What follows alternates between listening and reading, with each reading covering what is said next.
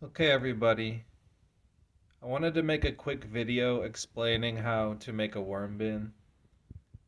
It's pretty simple, especially if I explain it on a smaller level. And then if you want to make a bigger worm bin, you can just use a bigger container. Some people tend to over-explain how to make a worm bin, but it's actually pretty simple. There's a lot of holes all over, so it can seem like a puzzle, but I'll explain it really simply. So, I have these two yogurt containers, and there's a lid on top, and I have holes on the top. And on the inside container, I also have holes on the sides and on the bottom. So the worms can go from the top to the bottom. So basically, the outside container, that's where it's kind of confusing because the outside container has holes on the outside of the top, and then this one is on the outside, and there's no holes out here. But I put holes at the bottom so it doesn't flood. So I have two containers, right? There's holes in the bottom container. And then there's holes on the inside container, on the bottom and the sides and the top.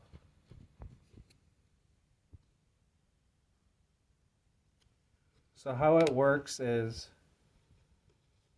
I'm going to put some soil in here right now. And the worms are going to go to the bottom, right? Because there's food down there. And then they're going to eat the soil, and they're going to eat the food. And it's going to turn into worm castings. So the worm castings that the worms make is really nutritious. And it's like,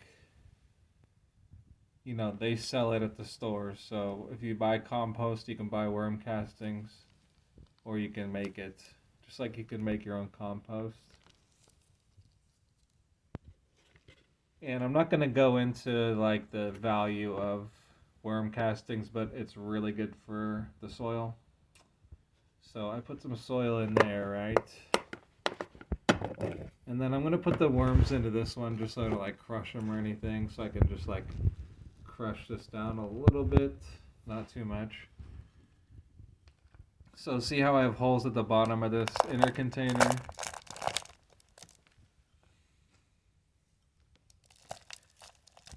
Basically the only thing that doesn't have holes in it is the outer container on the side. Just because there's no reason for that, and that's just like a way that the worms could get out. So basically every single thing has a hole in it except for the outer sides. So if you're confused, that's a good way to think about it. I put like 7 or 8 worms at least in here. Put a little bit of soil on top. There's a lot of soil already, but there we go. And that's a worm bin. You don't need to make a complex video explaining it. It is a little bit more complicated, obviously, if you're using bigger containers and you want to use like safety precautions. For these holes, I just pushed in a screw, and then I found like bigger and bigger items. These holes aren't very big because the worms don't need to get through there, but some of the other holes are bigger. Excuse me. So that's the worm bin, and then I just put the other lid on the bottom so that I can put water through here. You want to make sure you don't want to put too much water, but you definitely don't want it to dry out because the worms can die. And when you want to harvest the worm castings, you take some really nice food that worms like. You can get some moldy apples or something and put them in here on top. See how I have the food at the bottom right now?